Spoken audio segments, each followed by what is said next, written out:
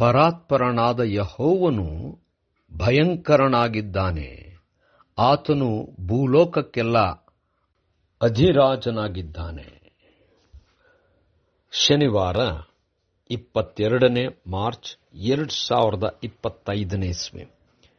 ಈ ದಿನದ ವಾಕ್ಯ ಧ್ಯಾನಕ್ಕಾಗಿ ನಾನು ಆರಿಸಿಕೊಂಡಿರುವಂಥ ವೇದ ಭಾಗವು ದಾನಿಯೇಲನು 5ನೇ ಅಧ್ಯಾಯದ 6ನೇ ವಚನ. ಆಗ ರಾಜನ ಮುಖ ಕಳೆಗುಂದಿತು, ಮನಸ್ಸು ಕಳವಳಗೊಂಡಿತು, ಸೊಂಟದ ಕೀಲು ಸಡಿಲಿತು, ಮೊಣಕಾಲುಗಳು ಒಂದಕ್ಕೊಂದು ಬಡಿದುಕೊಂಡವು ಎಂಬುವಂಥದ್ದೇ. ಕರ್ತನಲ್ಲಿ ಪ್ರೀತಿಯುಳ್ಳ ದೇವ ಜನರೇ, ಶುಭೋದಯ. ದೇವರ ಮುಂದೆ ಗರ್ವ ತೋರಿಸುವುದಾದರೆ ತಕ್ಷಣವೇ ದೇವರ ಕಾರ್ಯವು ನಮ್ಮನ್ನು ಎಷ್ಟು ಬಲಹೀನರೆಂಬುದಾಗಿ ತೋರಿಸುವಂಥದ್ದಾಗಿದೆ. ದೇವರ ನಾಮಕ್ಕೆ ಸ್ತೋತ್ರ ಉಂಟಾಗಲಿ.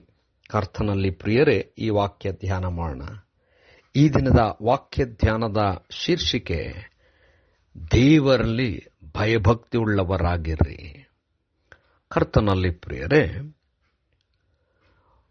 ಬೆಲ್ಶೆಜಾರ್ ಎಂಬಂತ ಅರಸನು ತಾನು ಒಂದು ದೊಡ್ಡ ಔತಣವನ್ನು ಇಟ್ಟು ಎಲ್ಲ ರೀತಿಯಾದಂಥ ಜನರನ್ನು, ಅಂದರೆ ರಾಜ್ಯದ ಮುಖಂಡರಲ್ಲಿ ಸಾವಿರಾರು ಮಂದಿಯನ್ನು ಔತಣಕ್ಕೆ ಕರೆದು ಅದರಲ್ಲಿ ಅವರು ದ್ರಾಕ್ಷಾರಸವನ್ನು ಕುಡಿದು ಬಹಳಷ್ಟು ರೀತಿಯಲ್ಲಿ ಸಂತೋಷ ಪಡುತ್ತಿದ್ದರು.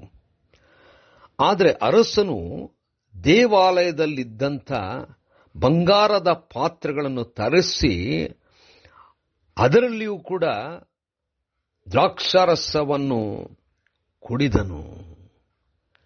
ಈ ಒಂದು ಗರ್ವದಿಂದಾಗಿ ಒಂದು ವಿಶೇಷ ಸಂಗತಿ ನಡೆಯಿತು. ಒಂದು ಹಸ್ತವು ಬಂದು ಗೋಡೆಯ ಮೇಲೆ ಯಾವುದೋ ಒಂದು ಭಾಷೆಯಲ್ಲಿ ವಾಕ್ಯವನ್ನು ಬರೆಯಿತು. ಇದಕ್ಕೆ ಅರಸನು ಹೆದರಿ ಹೋದನು. ಅಲ್ಲಿರ್ತಕ್ಕಂಥ ಎಲ್ಲ ಜ್ಞಾನಿಗಳನ್ನು ಕರೆದು ಅದು ಏನೆಂಬುದಾಗಿ ತಿಳಿಸಬೇಕೆಂಬುದಾಗಿ ಕೇಳಿದಾಗ ಯಾರಿಗೂ ತಿಳಿಸಲಿಕ್ಕಾಗಲಿಲ್ಲ.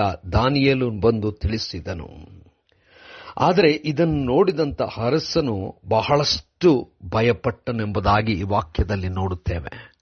ಕರ್ತನಲ್ಲಿ ಪ್ರಿಯರೇ, ಅಧಿಕಾರ ಇದ್ದಾಗ, ಸ್ಥಾನಮಾನಗಳಿದ್ದಾಗ ಗರ್ವದಿಂದ ಮೆರೆಯುವಂಥದ್ದು, ಅದು ದೇವರ ಮುಂದೆ ಮೆರೆಯುವಂಥದ್ದು ಖಂಡಿತವಾಗಿಯೂ ಸರಿಯಾದದ್ದಲ್ಲ.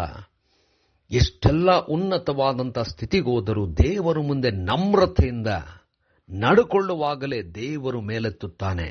ಗರ್ವದಿಂದ ಮೆರೆಯುವಂಥವರನ್ನು ಕೆಳಗೆ ಹಾಕುತ್ತಾನೆ.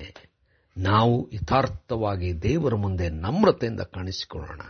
ಕರ್ತನೇ, ದಯಮಯ ಸ್ವಾಮಿ, ನಿನ್ನಲ್ಲಿಯೇ ಸರ್ವಸ್ವ ಉಂಟು, ನೀನು ಸರ್ವಾಧಿಕಾರಿಯು, ನೀನು ಮಹೋನ್ನತನೆಂಬುದಾಗಿ ತಿಳಿದು ನಿನ್ನ ಮುಂದೆ ನಮ್ರತೆಯಿಂದ ದೀನ ಭಾವದಿಂದ ಬರಲಿಕ್ಕಾಗುವಂತೆ ಮಾಡು. ಯೇಸುವಿನ ನಾಮದಲ್ಲಿ ಪ್ರಾರ್ಥನೆ ಬೇಡಿದೆವು ತಂದೆಯೇ, ಆಮೆನ್.